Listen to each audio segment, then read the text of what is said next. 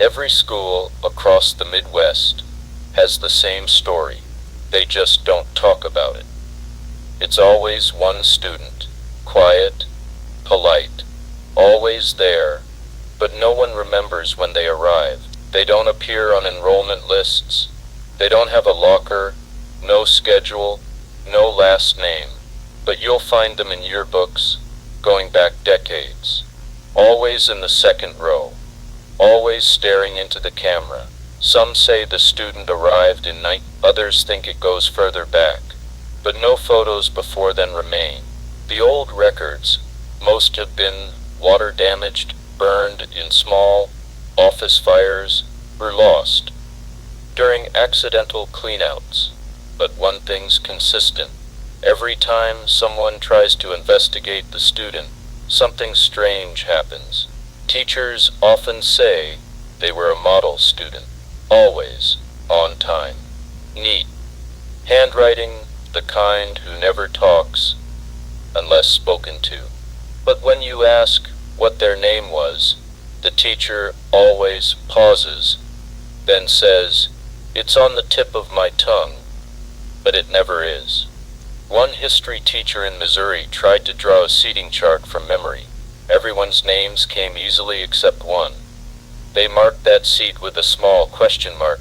Later that week, the teacher fell during class and broke 2 fingers. They said they tripped over something cold, but the floor was clear. In 1985, a substitute teacher in a Kansas high school called on the student to read aloud. The student opened their mouth, and something came out. Not English, not Spanish, not any known language. Just low gliding tones like old radio static, woven with something almost like words. The substitute never returned. Her car was found in a parking lot 20 miles away with the doors locked and the engine off. Inside, her belongings were folded into a perfect square and placed on the passenger seat. She was found 4 days later sealed inside a supply closet at the school, knees drawn to her chest. Her eyes were open, but she wasn't alive. Since then, all new staff are given one simple instruction.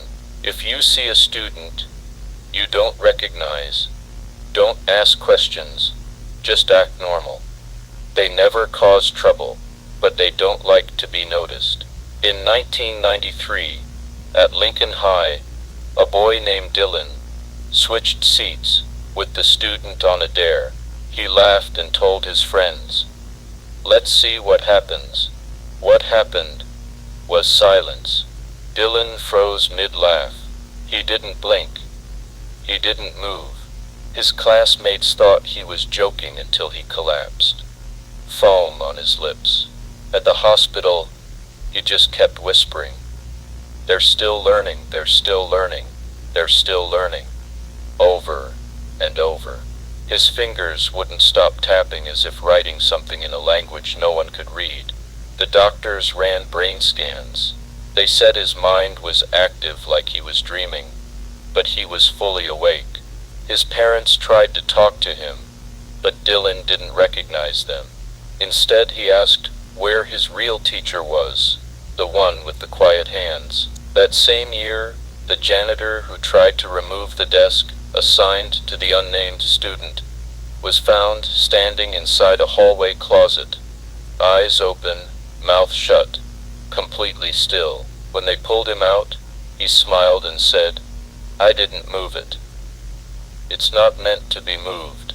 Photos of the classroom later showed something impossible. In every image, the student's desk was exactly where it always was, second row, center. But in real life, there was nothing there. Some students over the years have tried to talk to the anomaly. Most don't get far. A girl named Felicity once sat next to them and whispered, "Do you remember me?" The student turned and stared, not with anger, but with deep curiosity, like they were trying to understand why the question had been asked at all. Felicity didn't return the next day or the next week. Her parents reported her missing. Police found her bike at school, still locked up, Her backpack was in her locker. Her phone was on the charger at home. Months later, her yearbook photo was discovered, but something was off. She wasn't smiling, and her eyes were slightly too wide, just like theirs.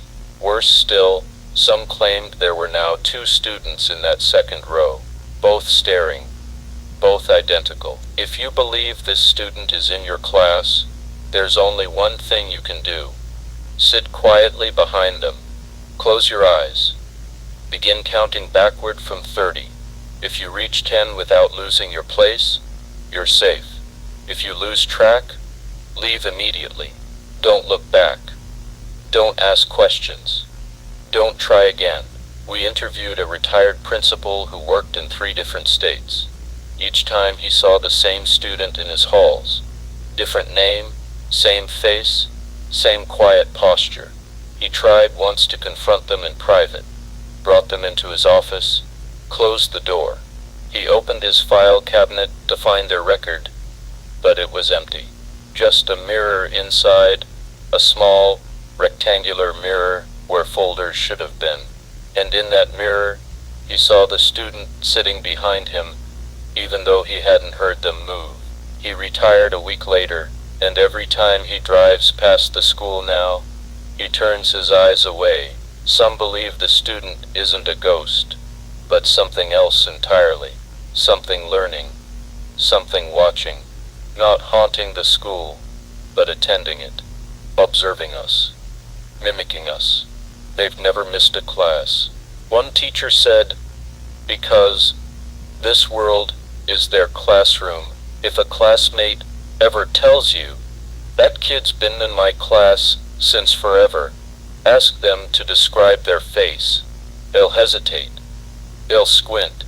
Then they'll say something like, I can see them. I just can't explain it. That's your sign. That's your warning. No one's ever seen the student eat lunch or talk to anyone outside of class. They never graduate, never move, and no one has a memory of sitting next to them for long. Because when you're next to them, your memories start to change.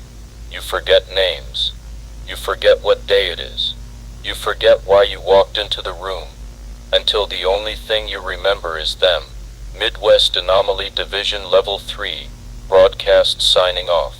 Do not speak to the student. Do not touch their desk. And for your own sake, do not ask their name.